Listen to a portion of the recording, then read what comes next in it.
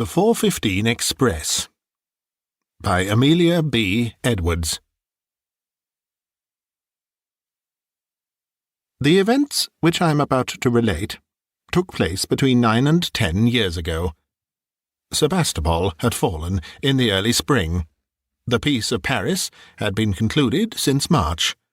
Our commercial relations with the Russian Empire were but recently renewed, and I, returning home after my first northward journey since the war, was well pleased with the prospect of spending the month of December under the hospitable and thoroughly English roof of my excellent friend Jonathan Jelf, Esquire, of Dumbleton Manor, Clayborough, East Anglia.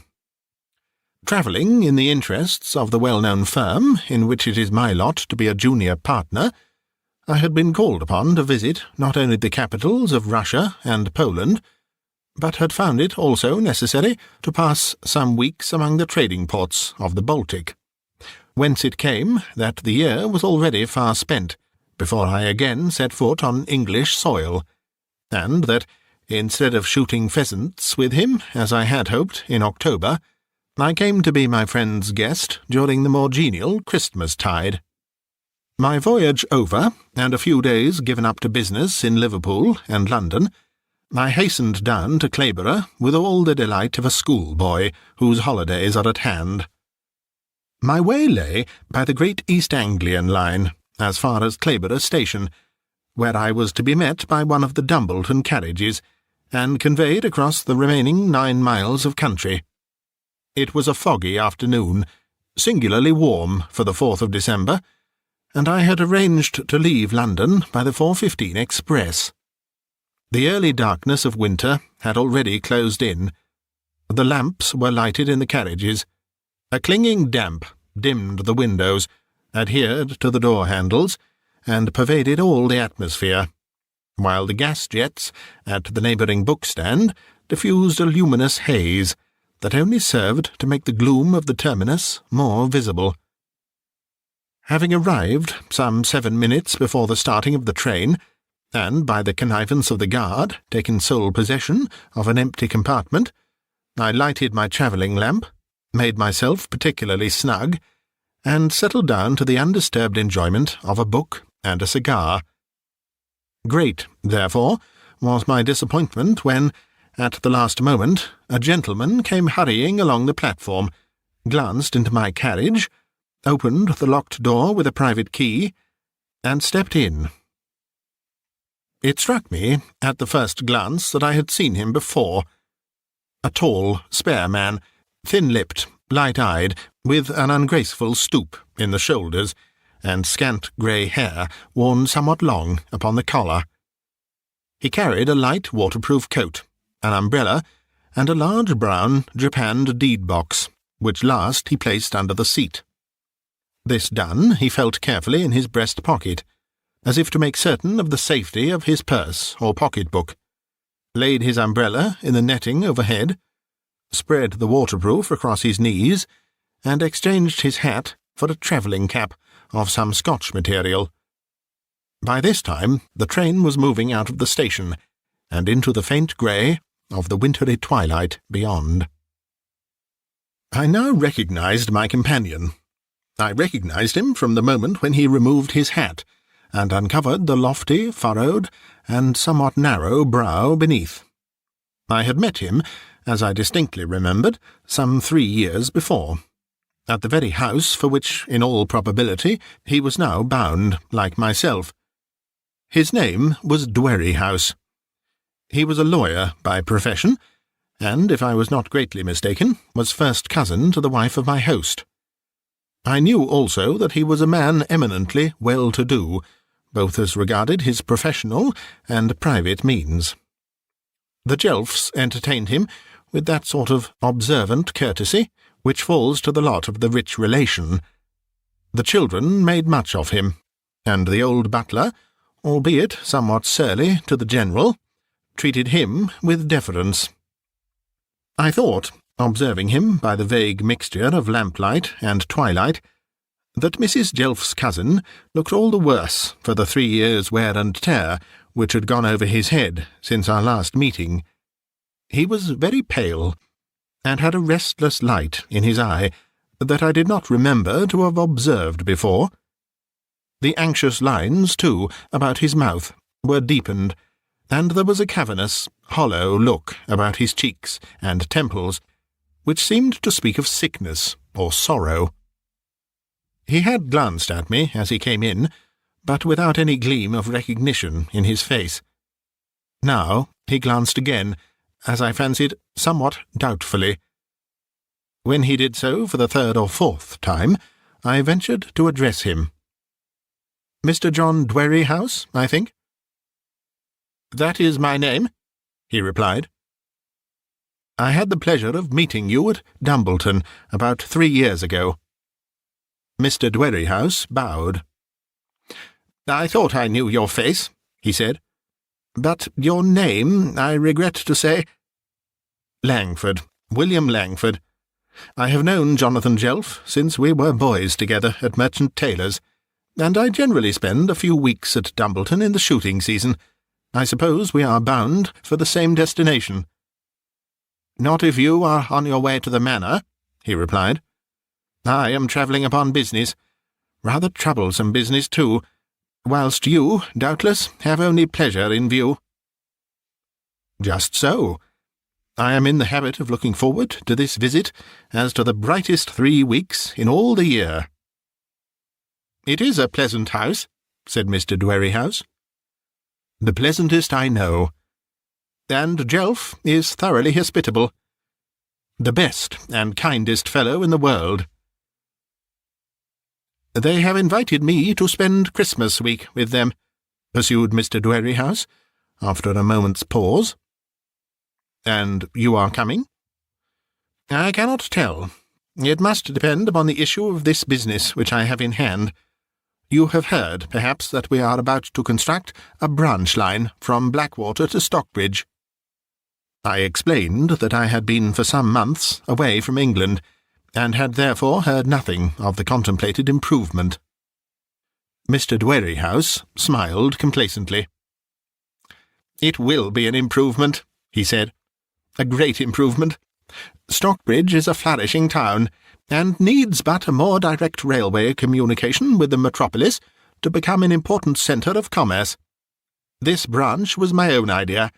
I brought the project before the board, and have myself superintended the execution of it up to the present time." "You are an East Anglian director, I presume?"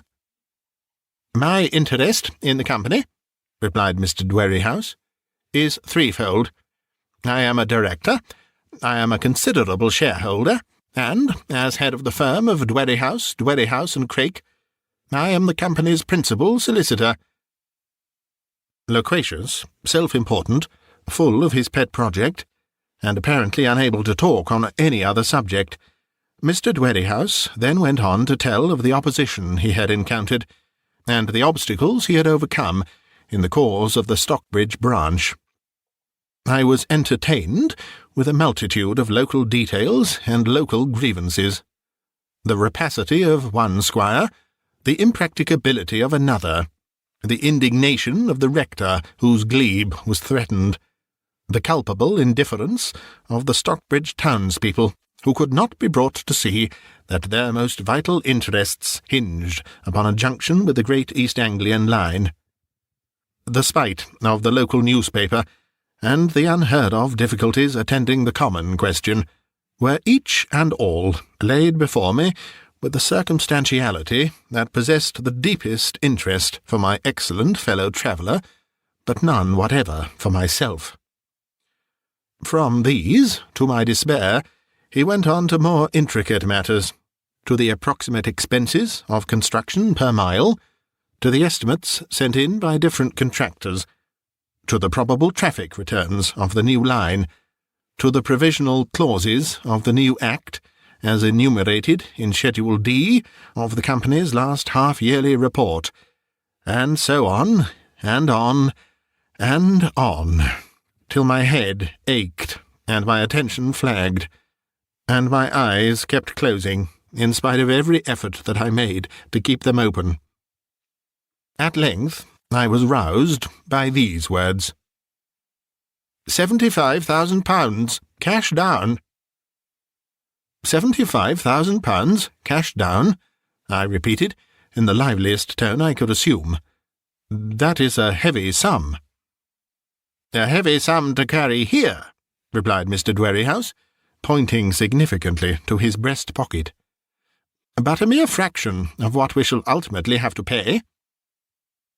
"You do not mean to say that you have £75,000 at this moment upon your person?" I exclaimed.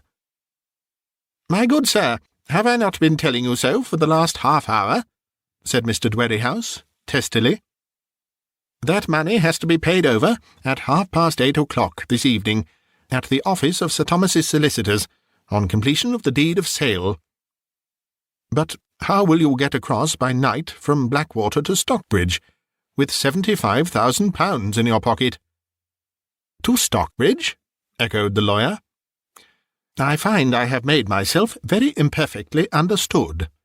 I thought I had explained how this sum only carries us as far as Mallingford, the first stage, as it were, of our journey, and how our route from Blackwater to Mallingford lies entirely through Sir Thomas Liddell's property." I beg your pardon," I stammered. "I fear my thoughts were wandering. So you only go as far as Mallingford tonight?" "Precisely. I shall get a conveyance from the Blackwater Arms. And you?" "Oh, Jelf sends a trap to meet me at Clayborough. Can I be the bearer of any message from you?" "You may say, if you please, Mr. Langford, that I wished I could have been your companion all the way, and that I will come over, if possible, before Christmas." "Nothing more?" Mr. Dwerrihouse smiled grimly. "Well," he said, "you may tell my cousin that she need not burn the hall down, in my honour, this time, and that I shall be obliged if she will order the blue-room chimney to be swept before I arrive." "That sounds tragic. Had you had a conflagration on the occasion of your last visit to Dumbleton?" "Something like it. There had been no fire lighted in my bedroom since the spring. The flue was foul, and the rooks had built in it. So when I went up to dress for dinner, I found the room full of smoke, and the chimney on fire. Are we already at Blackwater?" The train had gradually come to a pause, while Mr. Dwerrihouse was speaking, and on putting my head out of the window, I could see the station some few hundred yards ahead. There was another train before us, blocking the way, and the guard was making use of the delay to collect the Blackwater tickets. I had scarcely ascertained our position when the ruddy-faced official appeared at our carriage door. "Ticket, sir," said he. "I am for Clayborough," I replied, holding out the tiny pink card. He took it, glanced at it by the light of his little lantern, gave it back, looked, as I fancied, somewhat sharply at my fellow traveller, and disappeared.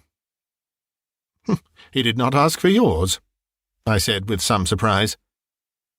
"They never do," replied Mr. Dwerrihouse. "They all know me, and, of course, I travel free."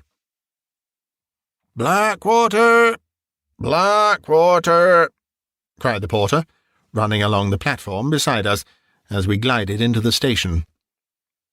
Mr. Dwerrihouse pulled out his deed-box, put his travelling cap in his pocket, resumed his hat, took down his umbrella, and prepared to be gone. "Many thanks, Mr. Langford, for your society," he said, with old-fashioned courtesy. "I wish you a good evening." "Good evening," I replied, putting out my hand. But he either did not see it, or did not choose to see it, and, slightly lifting his hat, stepped out upon the platform. Having done this, he moved slowly away, and mingled with the departing crowd. Leaning forward to watch him out of sight, I trod upon something which proved to be a cigar-case. It had fallen, no doubt, from the pocket of his waterproof coat, and was made of dark Morocco leather, with a silver monogram upon the side. I sprang out of the carriage, just as the guard came up to lock me in. "Is there 1 minute to spare?" I asked eagerly. The gentleman who travelled down with me from town has dropped his cigar-case. He is not yet out of the station." "Just a minute and a half, sir," replied the guard. "You must be quick." I dashed along the platform as fast as my feet could carry me. It was a large station, and Mr. Dwerrihouse had by this time got more than half-way to the farther end. I, however, saw him distinctly, moving slowly with the stream. Then, as I drew nearer, I saw that he had met some friend, that they were talking as they walked, that they presently fell back somewhat from the crowd, and stood aside in earnest conversation. I made straight for the spot where they were waiting. There was a vivid gas-jet just above their heads, and the light fell full upon their faces. I saw both distinctly, the face of Mr. Dwerrihouse and the face of his companion. Running, breathless, eager as I was, getting in the way of porters and passengers, and fearful every instant lest I should see the train going on without me, I yet observed that the newcomer was considerably younger and shorter than the director, that he was sandy-haired, mustachioed, small-featured, and dressed in a close-cut suit of Scotch tweed. I was now within a few yards of them. I ran against a stout gentleman. I was nearly knocked down by a luggage truck. I stumbled over a carpet-bag. I gained the spot just as the driver's whistle warned me to return. To my utter stupefaction, they were no longer there. I had seen them but 2 seconds before, and they were gone. I stood still. I looked to right and left. I saw no sign of them in any direction. It was as if the platform had gaped and swallowed them. "There were 2 gentlemen standing here a moment ago," I said to a porter at my elbow. "Which way can they have gone?" "I saw no gentleman, sir," replied the man. The whistle shrilled out again. The guard, far up the platform, held up his arm and shouted to me to "Come on!" "If you're going on by this train, sir," said the porter, "you must run for it." I did run for it, just gained the carriage as the train began to move, was shoved in by the guard, and left breathless and bewildered, with Mr. Dwerrihouse's cigar-case still in my hand. It was the strangest disappearance in the world. It was like a transformation trick in a pantomime. They were there one moment, palpably there, talking, with the gaslight full upon their faces, and the next moment they were gone. There was no door near, no window, no staircase. It was a mere slip of barren platform, tapestried with big advertisements. Could anything be more mysterious? It was not worth thinking about, and yet, for my life, I could not help pondering upon it. Pondering, wondering, conjecturing, turning it over and over in my mind, and beating my brains for a solution of the enigma. I thought of it all the way from Blackwater to Clayborough. I thought of it all the way from Clayborough to Dumbleton, as I rattled along the smooth highway in a trim dog-cart, drawn by a splendid black mare, and driven by the silentest and dapperest of East Anglian grooms. We did the 9 miles in something less than an hour, and pulled up before the lodge gates just as the church clock was striking 7:30. A couple of minutes more, and the warm glow of the lighted hall was flooding out upon the gravel. A hearty grasp was on my hand, and a clear, jovial voice was bidding me, "Welcome to Dumbleton." "And now, my dear fellow," said my host, when the first greeting was over, "you have no time to spare. We dine at 8, and there are people coming to meet you, so you must just get the dressing business over as quickly as may be. By the way, you will meet some acquaintances. The Biddulphs are coming, and Prendergast of the Skirmishers, is staying in the house. Adieu. Mrs. Jelf will be expecting you in the drawing-room." I was ushered to my room, not the blue room, of which Mr. Dwerrihouse had made disagreeable experience, but a pretty little bachelor's chamber, hung with a delicate chintz, and made cheerful by a blazing fire. I unlocked my portmanteau. I tried to be expeditious, but the memory of my railway adventure haunted me. I could not get free of it. I could not shake it off. It impeded me. It worried me. It tripped me up. It caused me to mislay my studs, to mistie my cravat, to wrench the buttons off my gloves. Worst of all, it made me so late that the party had all assembled before I reached the drawing-room.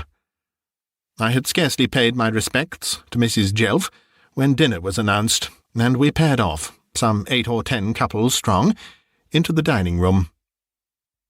I am not going to describe either the guests or the dinner. All provincial parties bear the strictest family resemblance, and I am not aware that an East Anglian banquet offers any exception to the rule. There was the usual country baronet and his wife. There were the usual country parsons and their wives. There was the sempiternal turkey and haunch of venison. Vanitas vanitatum. There is nothing new under the sun. I was placed about midway down the table. I had taken one rector's wife down to dinner, and I had another at my left hand. They talked across me, and their talk was about babies. It was dreadfully dull. At length there came a pause. The entrees had just been removed, and the turkey had come upon the scene. The conversation had all along been of the languidest, but at this moment it happened to have stagnated altogether. Jelf was carving the turkey. Mrs. Jelf looked as if she was trying to think of something to say. Everybody else was silent. Moved by an unlucky impulse, I thought I would relate my adventure. "By the way, Jelf," I began, "I came down part of the way today with a friend of yours." "Indeed," said the master of the feast, slicing scientifically into the breast of the turkey. "With whom, pray?" "With one who bade me tell you that he should, if possible, pay you a visit before Christmas." "I cannot think who that could be," said my friend, smiling. "It must be Major Thorpe," suggested Mrs. Jelf. I shook my head. "It was not Major Thorpe," I replied. "It was a near relation of your own, Mrs. Jelf." "Then I am more puzzled than ever," replied my hostess. "Pray tell me who it was." "It was no less a person than your cousin, Mr. John Dwerrihouse." Jonathan Jelf laid down his knife and fork. Mrs. Jelf looked at me in a strange, startled way, and said never a word. "And he desired me to tell you, my dear madam, that you need not take the trouble to burn the hall down in his honour this time, but only to have the chimney of the blue room swept before his arrival." Before I had reached the end of my sentence, I became aware of something ominous in the faces of the guests. I felt I had said something which I had better have left unsaid, and that for some unexplained reason my words had evoked a general consternation. I sat, confounded, not daring to utter another syllable, and for at least 2 whole minutes there was dead silence round the table. Then Captain Prendergast came to the rescue. "You have been abroad for some months, have you not, Mr. Langford?" he said, with the desperation of one who flings himself into the breach. "I heard you had been to Russia. Surely you have something to tell us of the state and temper of the country after the war." I was heartily grateful to the gallant skirmisher for this diversion in my favour. I answered him, I fear, somewhat lamely, but he kept the conversation up, and presently 1 or 2 others joined in, and so the difficulty, whatever it might have been, was bridged over. Bridged over, but not repaired. A something, an awkwardness, a visible constraint remained. The guests hitherto had been simply dull, but now they were evidently uncomfortable and embarrassed. The dessert had scarcely been placed upon the table when the ladies left the room. I seized the opportunity to select a vacant chair next Captain Prendergast. "In heaven's name," I whispered, "what was the matter just now? What had I said?" "You mentioned the name of John Dwerrihouse." "What of that?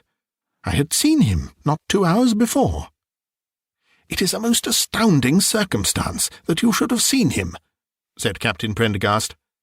"Are you sure it was he?" "As sure as of my own identity. We were talking all the way between London and Blackwater. But why does that surprise you?"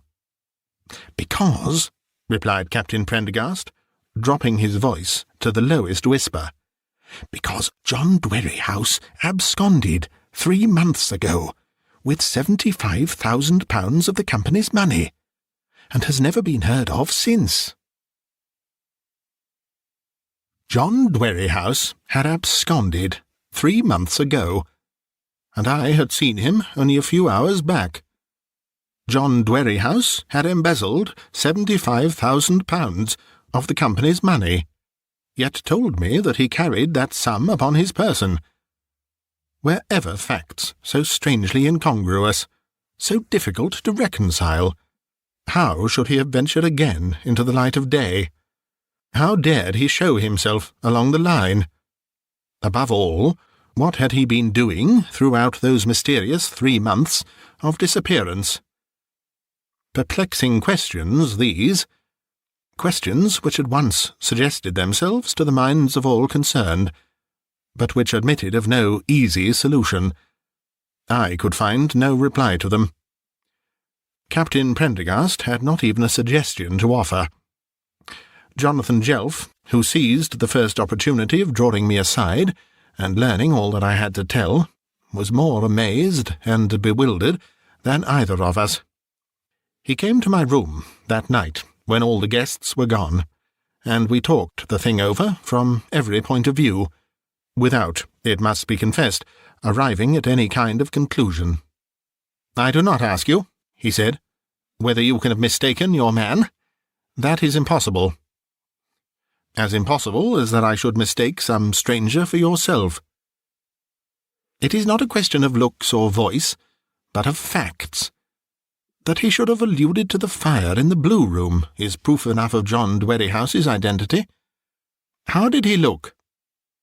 "Older, I thought, considerably older, paler, and more anxious." "He has had enough to make him look anxious, anyhow," said my friend gloomily. "Be he innocent or guilty?" "I am inclined to believe that he is innocent," I replied. "He showed no embarrassment when I addressed him, and no uneasiness when the guard came round. His conversation was open to a fault. I might almost say that he talked too freely of the business which he had in hand. That again is strange, for I know no one more reticent on such subjects. He actually told you that he had the £75,000 in his pocket?" "He did." My wife has an idea about it, and she may be right." "What idea?" "Well, she fancies— women are so clever, you know, at putting themselves inside people's motives— she fancies that he was tempted, that he did actually take the money, and that he has been concealing himself these 3 months in some wild part of the country, struggling possibly with his conscience all the time, and daring neither to abscond with his booty nor to come back and restore it." "But now that he has come back?" "That is the point. She conceives that he has probably thrown himself upon the company's mercy, made restitution of the money, and, being forgiven, is permitted to carry the business through as if nothing whatever had happened." "The last," I replied, "is an impossible case. Mrs. Jelf thinks like a generous and delicate-minded woman, but not in the least like a board of railway directors. They would never carry forgiveness so far." "I fear not, and yet it is the only conjecture that bears a semblance of likelihood. However, we can run over to Clayborough tomorrow, and see if anything is to be learned. By the way, Prendergast tells me you picked up his cigar case." "I did so, and here it is." Jelf took the cigar-case, examined it by the light of the lamp, and said at once that it was beyond doubt Mr. Dwerrihouse's property, and that he remembered to have seen him use it. "Here, too, is his monogram on the side," he added. "A big J, transfixing a capital D. He used to carry the same on his notepaper. It offers, at all events, a proof that I was not dreaming." "Aye, but it is time you were asleep and dreaming now. I am ashamed to have kept you up so long. Good night." "Good night. And remember that I am more than ready to go with you to Clayborough, or Blackwater, or London, or anywhere, if I can be of the least service." "Thanks. I know you mean it, old friend, and it may be that I shall put you to the test. Once more, good night." So we parted for that night, and met again in the breakfast-room at 8:30 next morning. It was a hurried, silent, uncomfortable meal. None of us had slept well, and all were thinking of the same subject. Mrs. Jelf had evidently been crying. Jelf was impatient to be off, and both Captain Prendergast and myself felt ourselves to be in the painful position of outsiders who are involuntarily brought into a domestic trouble. Within 20 minutes after we had left the breakfast-table, the dog-cart was brought round, and my friend and I were on the road to Clayborough. "Tell you what it is, Langford," he said, as we sped along between the wintry hedges. "I do not much fancy to bring up Dwerrihouse's name at Clayborough. All the officials know that he is my wife's relation, and the subject just now is hardly a pleasant one. If you don't much mind, we will take the 11:10 to Blackwater. It's an important station, and we shall stand a far better chance of picking up information there than at Clayborough." So we took the 11:10, which happened to be an express, and arriving at Blackwater about 12:15, proceeded at once to prosecute our inquiry. We began by asking for the station-master, a big, blunt, business-like person, who at once averred that he knew Mr. John Dwerrihouse perfectly well, and that there was no director on the line whom he had seen and spoken to so frequently. "He used to be down here 2 or 3 times a week, about 3 months ago," said he, "when the new line was first set afoot. But since then, you know, gentlemen—" He paused significantly. Jelf flushed scarlet. Yes, he said hurriedly. "We know all about that. The point now, to be ascertained, is whether anything has been seen or heard of him lately." "Not to my knowledge," replied the station-master. "He is not known to have been down the line any time yesterday, for instance?" The station-master shook his head. "The East Anglian, sir," said he, "is about the last place where he would dare to show himself. Why, there isn't a station-master, there isn't a guard, there isn't a porter who doesn't know Mr. Dwerrihouse by sight as well as he knows his own face in the looking-glass, or who wouldn't telegraph for the police as soon as he had set eyes on him at any point along the line. Bless you, sir, there's been a standing order out against him ever since the 25th of September last." "And yet," pursued my friend, "a gentleman who travelled down yesterday from London to Clayborough by the afternoon express testifies that he saw Mr. Dwerrihouse in the train, and that Mr. Dwerrihouse alighted at Blackwater station." "Quite impossible, sir," replied the station-master promptly. "Why impossible?" "Because there is no station along the line where he is so well known, or where he would run so great a risk. It would be just running his head into the lion's mouth. He would have been mad to come nigh Blackwater station, and if he had come, he would have been arrested before he left the platform." "Can you tell me who took the Blackwater tickets of that train?" "I can, sir. It was the guard, Benjamin Summers." "And where can I find him?" "You can find him, sir, by staying here, if you please, till 1 o'clock. He will be coming through with the up express from Crampton, which stays at Blackwater for 10 minutes. We waited for the up express, beguiling the time as best we could by strolling along the Blackwater road, till we came almost to the outskirts of the town, from which the station was distant nearly a couple of miles. By 1 o'clock we were back again upon the platform, and waiting for the train. It came punctually, and I at once recognised the ruddy-faced guard who had gone down with my train the evening before. "The gentlemen want to ask you something about Mr. Dwerrihouse, Summers," said the station-master, by way of introduction. The guard flashed a keen glance from my face to Jelf's, and back again to mine. "Mr. John Dwerrihouse, the late director?" said he, interrogatively. "The same," replied my friend. "Should you know him if you saw him?" "Anywhere, sir."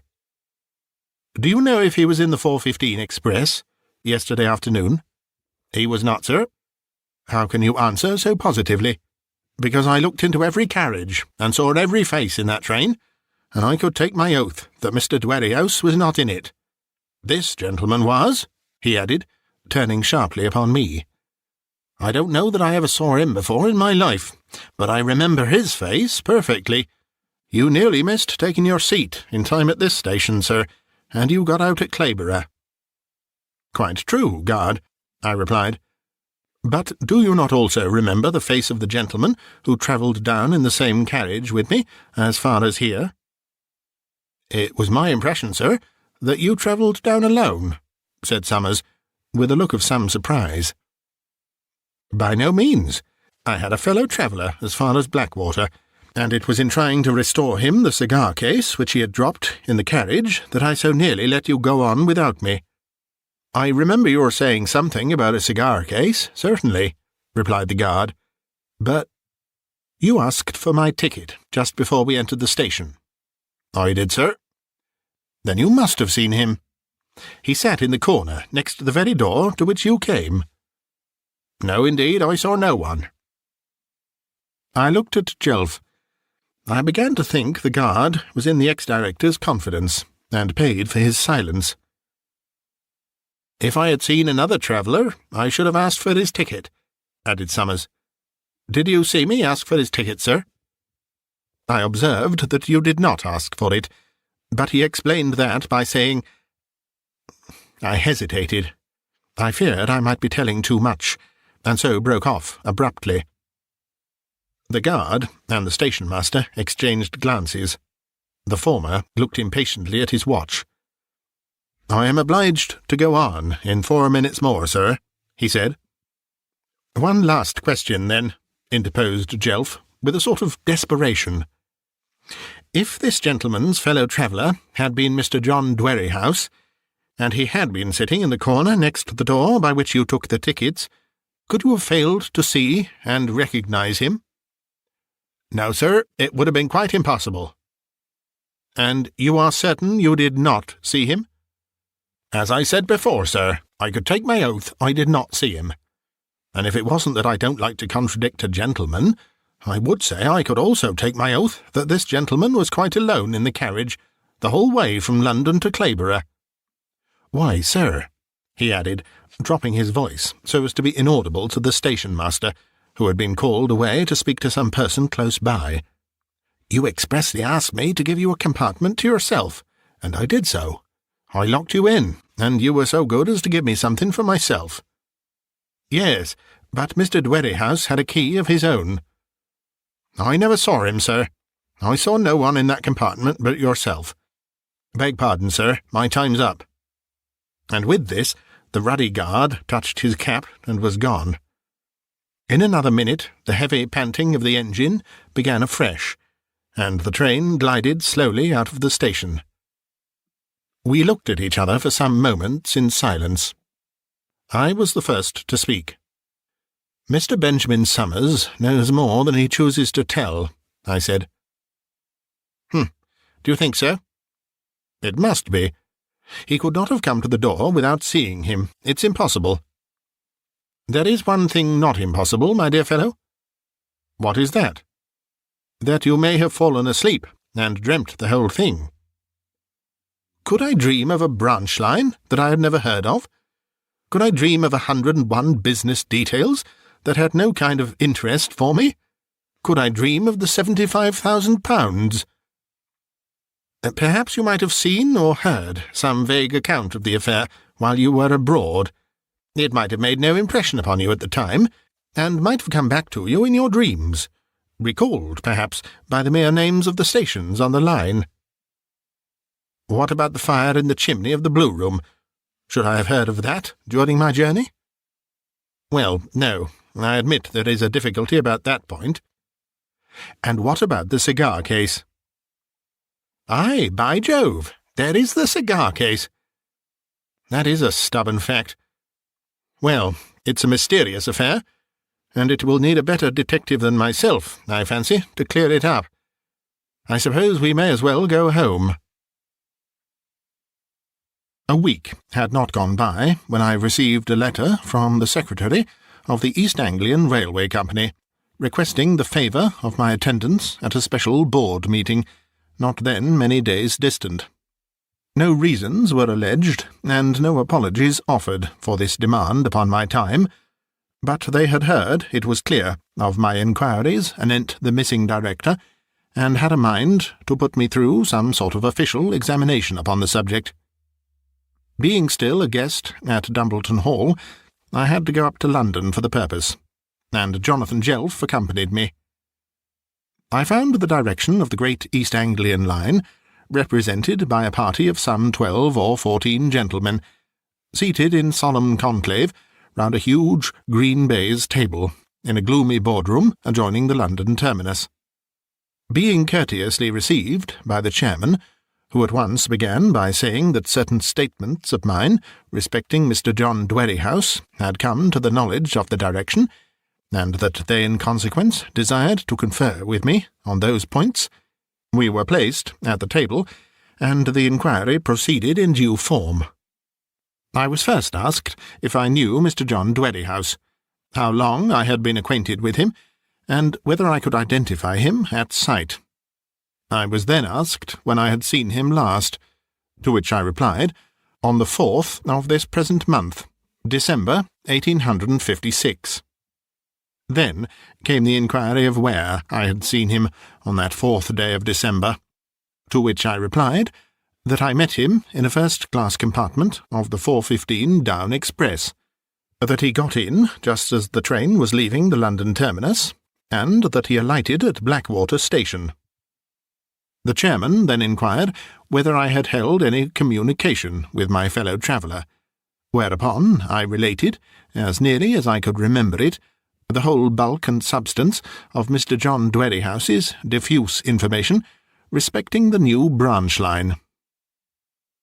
To all this the board listened with profound attention, while the chairman presided, and the secretary took notes. I then produced the cigar case. It was passed from hand to hand, and recognized by all. There was not a man present who did not remember that plain cigar case, with its silver monogram, or to whom it seemed anything less than entirely corroborative of my evidence. When at length I had told all that I had to tell, the chairman whispered something to the secretary. The secretary touched a silver handbell, and the guard, Benjamin Summers, was ushered into the room. He was then examined as carefully as myself.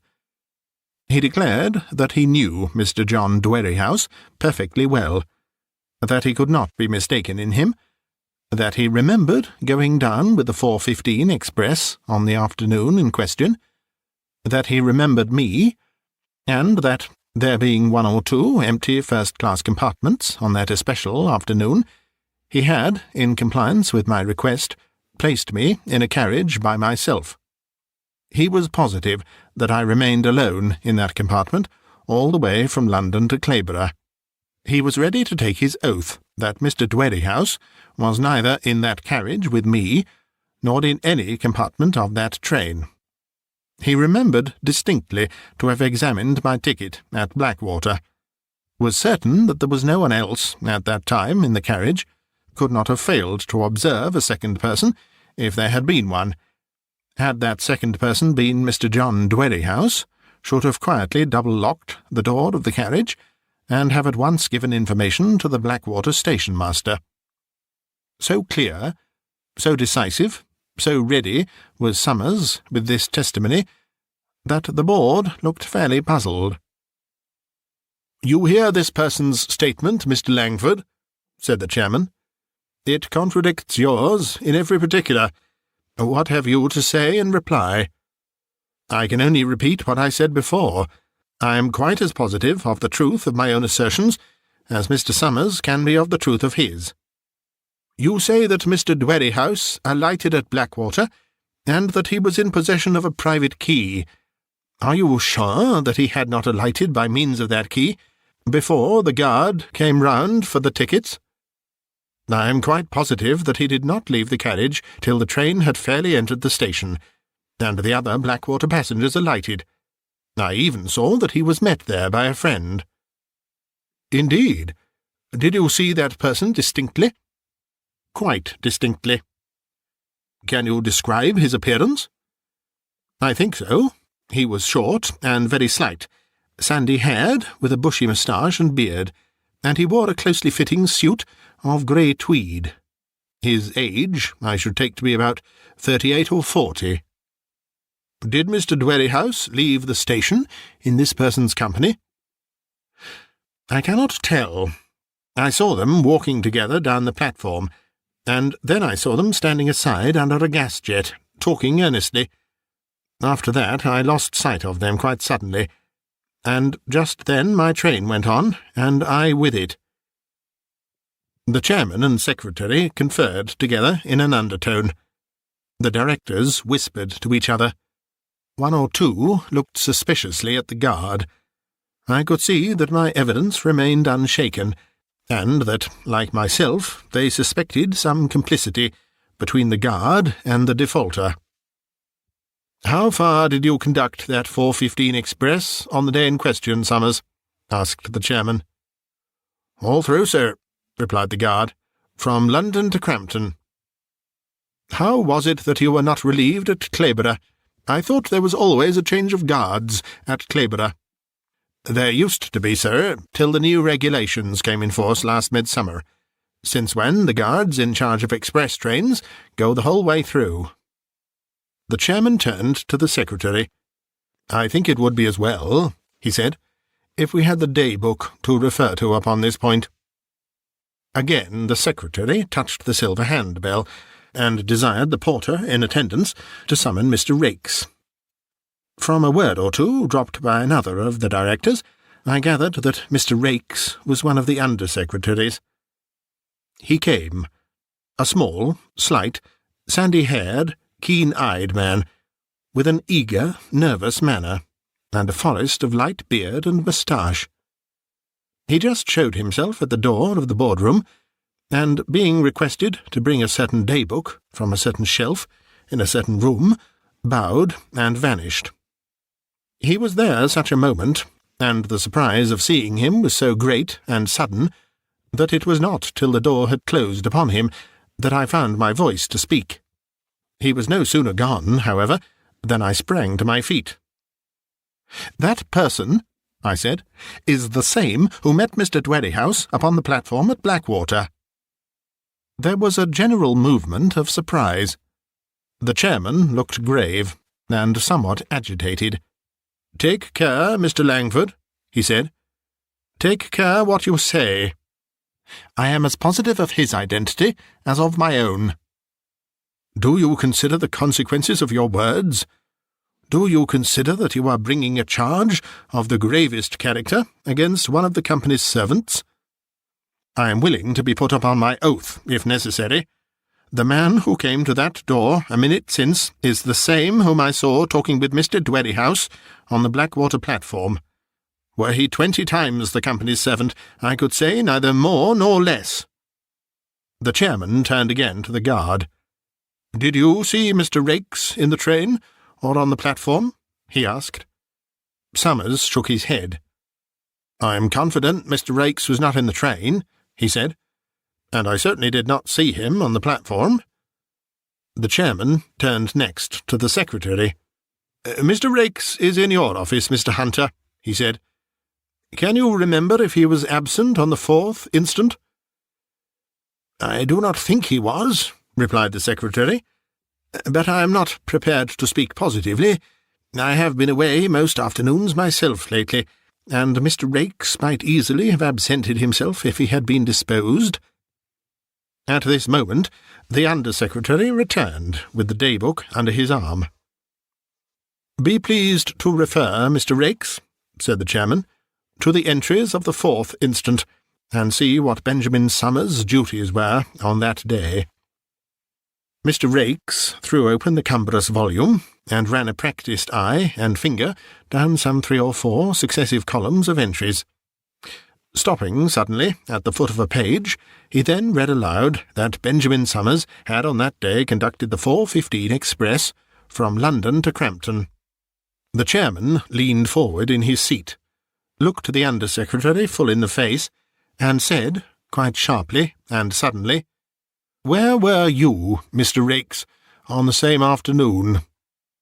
"I, sir?"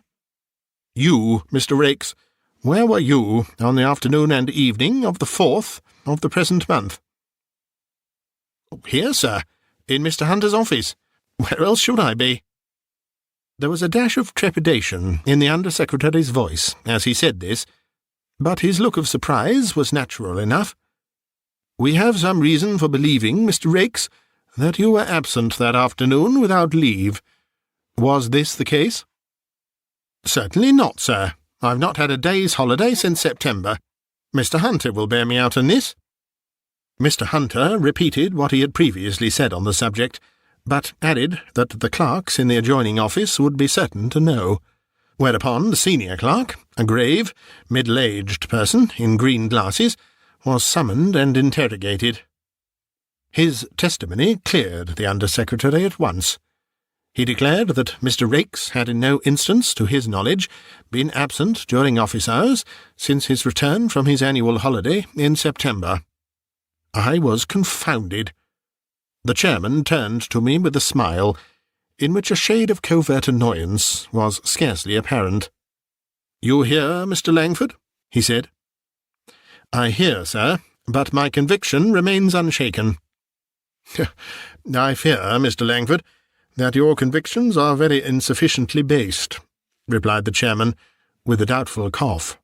"I fear that you dream dreams, and mistake them for actual occurrences. It is a dangerous habit of mind, and might lead to dangerous results. Mr. Raikes here would have found himself in an unpleasant position, had he not proved so satisfactory an alibi." I was about to reply, but he gave me no time. "I think, gentlemen," he went on to say, addressing the board, "that we should be wasting time to push this inquiry further. Mr. Langford's evidence would seem to be of an equal value throughout. The testimony of Benjamin Summers disproves his first statement, and the testimony of the last witness disproves his second. I think we may conclude that Mr. Langford fell asleep in the train on the occasion of his journey to Clayborough, and dreamt an unusually vivid and circumstantial dream, of which, however, we have now heard quite enough." There are few things more annoying than to find one's positive convictions met with incredulity. I could not help feeling impatience at the turn that affairs had taken. I was not proof against the civil sarcasm of the chairman's manner. Most intolerable of all, however, was the quiet smile lurking about the corners of Benjamin Summers' mouth, and the half-triumphant, half-malicious gleam in the eyes of the Under-Secretary. The man was evidently puzzled, and somewhat alarmed. His looks seemed furtively to interrogate me. Who was I? What did I want? Why had I come there to do him an ill turn with his employers? What was it to me whether or no he was absent without leave? Seeing all this, and perhaps more irritated by it than the thing deserved, I begged leave to detain the attention of the board for a moment longer. Jelf plucked me impatiently by the sleeve. "Better let the thing drop," he whispered. "The chairman's right enough. You dreamt it, and the less said now the better." I was not to be silenced, however, in this fashion. I had yet something to say, and I would say it. It was to this effect, that dreams were not usually productive of tangible results, and that I requested to know in what way the chairman conceived that I had evolved from my dream so substantial and well-made a delusion as the cigar case, which I had had the honour to place before him at the commencement of our interview. "The cigar case, I admit, Mr. Langford," the chairman replied, "is a very strong point in your evidence. It is your only strong point, however, and there is just a possibility that we may all be misled by a mere accidental resemblance. Will you permit me to see the case again?" "It is unlikely," I said, as I handed it to him, "that any other should bear precisely this monogram, and yet be in all other particulars exactly similar." The chairman examined it for a moment in silence, and then passed it to Mr. Hunter. Mr. Hunter turned it over, and shook his head. "This is no mere resemblance," he said. "It is John Dwerrihouse's cigar case to a certainty. I remember it perfectly. I have seen it 100 times. "I believe I may say the same," added the chairman. "Yet how account for the way in which Mr. Langford asserts that it came into his possession?" "I can only repeat," I replied, "that I found it on the floor of the carriage after Mr. Dwerrihouse had alighted. It was in leaning out to look after him that I trod upon it, and it was in running after him for the purpose of restoring it that I saw, or believed I saw, Mr. Raikes standing aside with him in earnest conversation." Again I felt Jonathan Jelf plucking at my sleeve. "Look at Raikes," he whispered. "Look at Raikes." I turned to where the Under-Secretary had been standing a moment before, and saw him, white as death, with lips trembling and livid, stealing towards the door. To conceive a sudden, strange, and infinite suspicion, to fling myself in his way, to take him by the shoulders as if he were a child, and turn his craven face, perforce, towards the board, were with me the work of an instant. "Look at him!" I exclaimed. "Look at his face! I ask no better witness to the truth of my words." The chairman's brow darkened. "Mr. Raikes," he said, sternly, "if you know anything, you had better speak." Vainly trying to wrench himself from my grasp, the Under-Secretary stammered out an incoherent denial. "Let me go," he said. "I know nothing. You have no right to detain me. Let me go." "Did you, or did you not, meet Mr. John Dwerrihouse at Blackwater Station? The charge brought against you is either true or false. If true, you will do well to throw yourself upon the mercy of the board, and make full confession of all that you know." The Under-Secretary wrung his hands in an agony of helpless terror. "I was away," he cried. "I was 200 miles away at the time. I know nothing about it. I have nothing to confess. I am innocent. I call God to witness I am innocent." 200 miles away?" echoed the chairman. "What do you mean?" "I was in Devonshire. I had 3 weeks' leave of absence. I appeal to Mr. Hunter.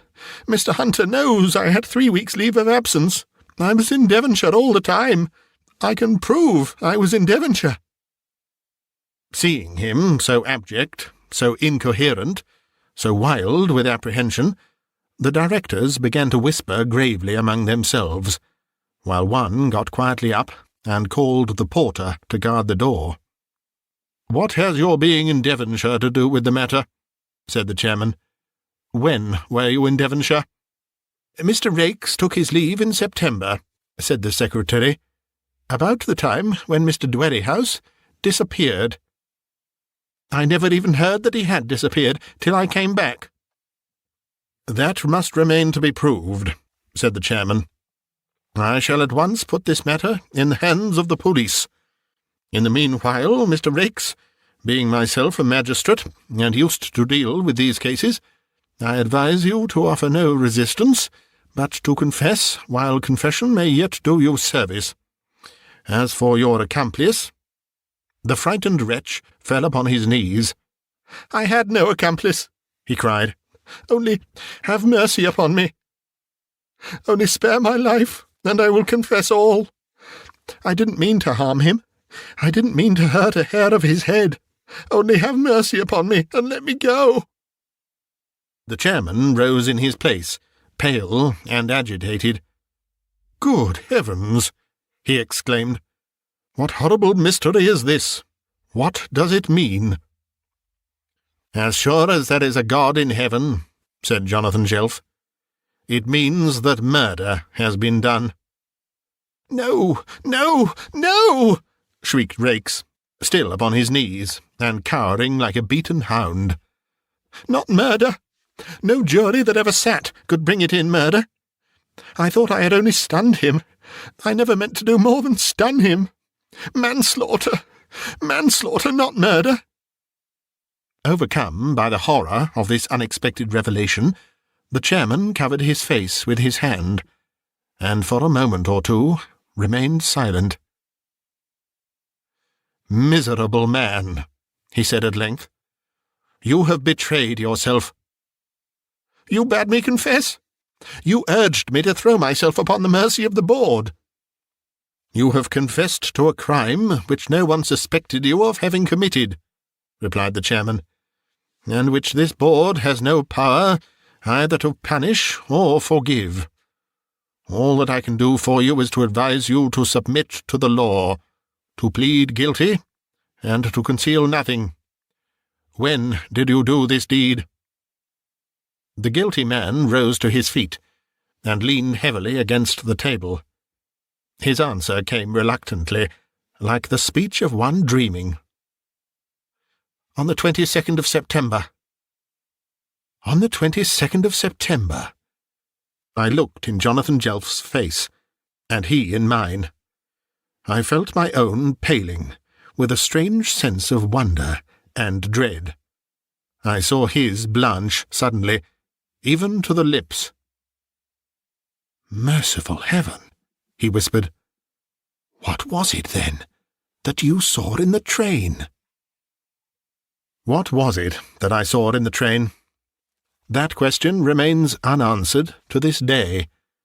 I have never been able to reply to it.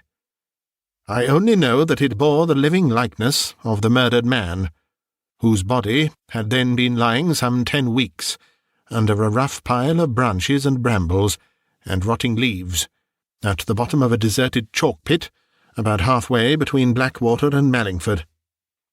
I know that it spoke, and moved, and looked as that man spoke and moved and looked in life. That I heard, or seemed to hear, things related which I could never otherwise have learned. That I was guided, as it were, by that vision, on the platform, to the identification of the murderer, and that a passive instrument myself, I was destined, by means of these mysterious teachings, to bring about the ends of justice. For these things I have never been able to account.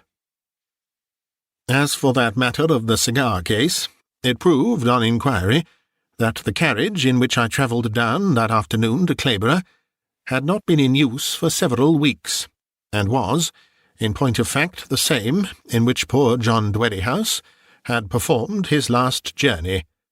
The case had, doubtless, been dropped by him, and had lain unnoticed till I found it. Upon the details of the murder I have no need to dwell.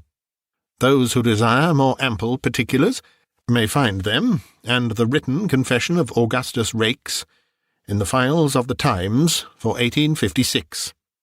Enough that the Under-Secretary, knowing the history of the new line, and following the negotiation step by step through all its stages, determined to waylay Mr. Dwerrihouse, rob him of the £75,000, and escape to America with his booty.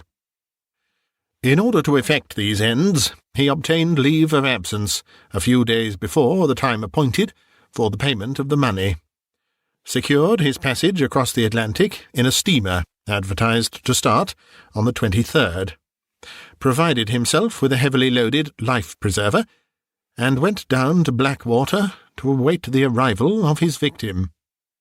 How he met him on the platform with a pretended message from the board, how he offered to conduct him by a short-cut across the fields to Mallingford, how, having brought him to a lonely place, he struck him down with the life-preserver, and so killed him, and how, finding what he had done, he dragged the body to the verge of an out-of-the-way chalk-pit, and there flung it in, and piled it over with branches and brambles, are facts still fresh in the memories of those who, like the connoisseurs in De Quincey's famous essay, regard murder as a fine art. Strangely enough, the murderer, having done his work, was afraid to leave the country. He declared that he had not intended to take the director's life, but only to stun and rob him, and that, finding the blow had killed, he dared not fly for fear of drawing down suspicion upon his own head. As a mere robber, he would have been safe in the States, but as a murderer he would inevitably have been pursued and given up to justice. So he forfeited his passage, returned to the office as usual at the end of his leave, and locked up his ill-gotten thousands till a more convenient opportunity. In the meanwhile, he had the satisfaction of finding that Mr. Dwerrihouse was universally believed to have absconded with the money, no one knew how or whither. Whether he meant murder or not, however, Mr. Augustus Raikes paid the full penalty of his crime, and was hanged at the Old Bailey in the second week in January, 1857. Those who desire to make his further acquaintance may see him any day, admirably done in wax, in the Chamber of Horrors at Madame Tussaud's exhibition in Baker Street. He is there to be found in the midst of a select society of ladies and gentlemen of atrocious memory, dressed in the close-cut tweed suit which he wore on the evening of the murder, and holding in his hand the identical life-preserver with which he committed it.